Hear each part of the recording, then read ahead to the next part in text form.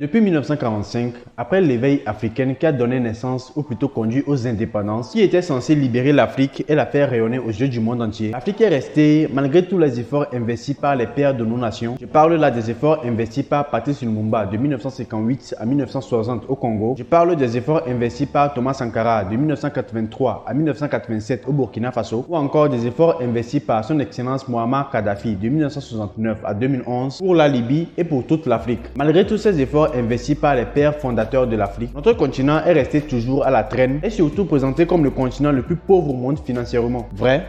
Faux? Dans cette vidéo, nous allons découvrir ensemble les raisons pour lesquelles l'Afrique pourrait être un continent encore à la traîne pendant très longtemps si nous ne changeons pas certaines métriques.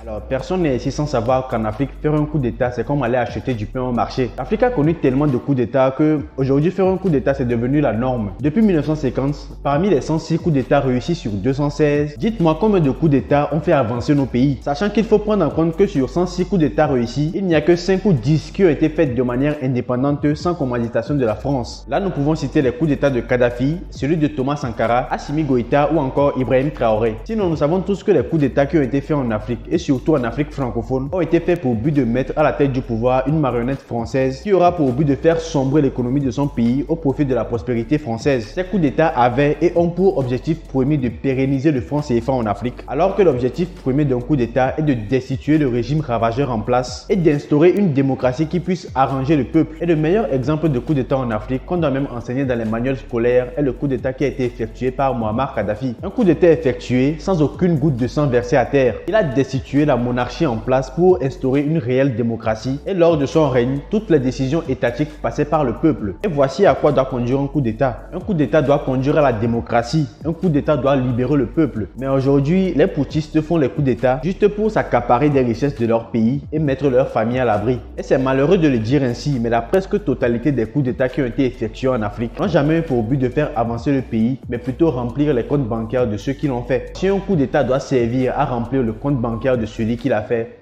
alors à quoi ça sert de faire des coups d'État en Afrique?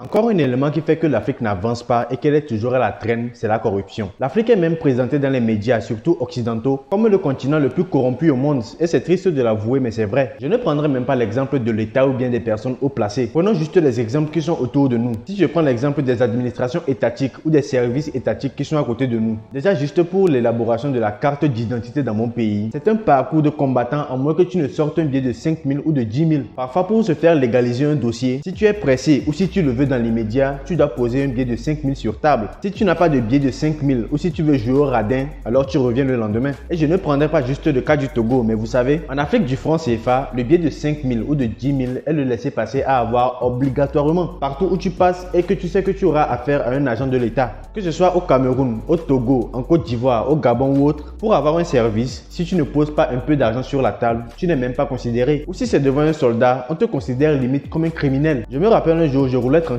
sur une voie, des soldats m'arrêtent et la première phrase qui sort de leur bouche, ils me disent c'est parce que tu as beaucoup d'argent que tu roules sur cette partie de la voie. Mais est-ce que cette phrase est une phrase qui doit sortir de la bouche d'un agent des forces de l'ordre? Mais on doit aussi se dire la vérité, aujourd'hui beaucoup de personnes vivent de la corruption. La corruption est devenue leur première source de revenus, bien avant le salaire. La corruption nourrit beaucoup de familles, mais au même moment ralentit et détruit le pays. Et ceci, c'est à la fois triste et lamentable.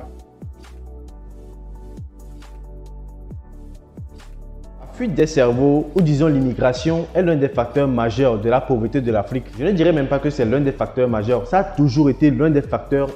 Ça a toujours été le facteur majeur de la pauvreté de l'Afrique. Lorsqu'une personne est considérée comme intelligente, sa première préoccupation, c'est de comment faire pour quitter le pays et aller travailler en Europe. Lorsqu'un élève obtient son bac ici en Afrique, sa première préoccupation, c'est de comment faire pour postuler à Campus France, à la bourse du Canada, à la bourse d'études des États-Unis. Moi, je pense même que c'est à cause du manque de moyens qu'on est jusqu'à 10 millions d'habitants au Togo, 13 millions d'habitants au Bénin ou encore 22 millions d'habitants au Burkina Faso. Sinon, si la presque totalité des habitants avaient les moyens de s'offrir des billets d'avion ou offrir des billets d'avion à leurs enfants, je pense même que nous serions 2 millions d'habitants ou plus par pays ici en Afrique. Et le fait de toujours voir l'Europe comme un Eldorado fait qu'on ne se donne pas forcément les moyens de réussir ici en Afrique. Si je prends juste le cas des médecins, en France, il y a plus de médecins africains exerçant médecins que de médecins français. Alors qu'en Afrique, la pénurie de médecins est telle que le système de santé est à la traîne. Selon le site Jeune Afrique, en 2019, un pays comme le Sénégal ou le Burkina Faso comptait environ un médecin pour 10 000 habitants. Mais vous vous rendez compte?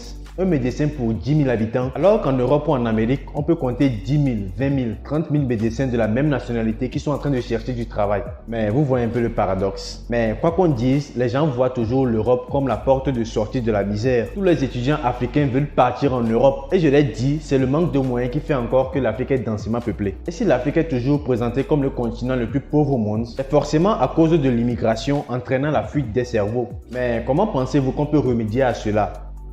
Vos réponses en commentaire. La convoitise du continent africain a toujours été et sera encore pendant très longtemps sans doute l'un des facteurs du retard économique de l'Afrique. Pourquoi je dis ça? Vous savez, l'Afrique c'est ce continent que tout le monde veut sauf les Africains. Et les grandes puissances pour continuer à exploiter l'Afrique doivent garder l'Afrique dans la pauvreté. Et ça je pense que c'est une règle générale. On doit te faire croire que tu ne vaux rien pour mieux t'exploiter. Moi je pense que l'Afrique va se développer quand elle ne sera plus convoitée. Et le meilleur exemple de convoitise qui a gardé l'Afrique dans la pauvreté, c'est l'exemple de la France. Les pays sur lesquels la France a pu mettre la main. En quoi se sont-ils développés? Je vais même prendre aussi le cas de la Russie de Poutine. On est en train de crier partout que la Russie va nous sauver, que Poutine est notre sauveur, que la Russie va sauver l'Afrique de tout, nanani, nanana. Mais vous êtes sérieux? La Russie aujourd'hui veut aussi mettre la main et s'accaparer des richesses de l'Afrique. L'un des premiers pays dans lequel la Russie s'est installée et où elle demeure en maître, c'est la Centrafrique. Dites-moi quelles avancées économiques majeures la Centrafrique a-t-elle eu? Poutine dit lors du sommet Russie-Afrique que si nous ne recevons pas de blé de la part des Occidentaux, il se porte garant pour nous offrir gratuitement du blé. Mais vous pensez que Poutine veut le développement de l'Afrique? Il veut obtenir la confiance des Africains pour qu'on lui ouvre des portes grandes ouvertes pour qu'il puisse puiser dans les richesses de l'Afrique et aller développer la Russie. Et c'est l'objectif premier. Il nous prend nous les Africains pour des moutons. Et la convoitise du continent africain restera pendant très longtemps l'un des facteurs du retard de l'Afrique, à moins que nous ouvrons les yeux et que nous mettons un terme à cela.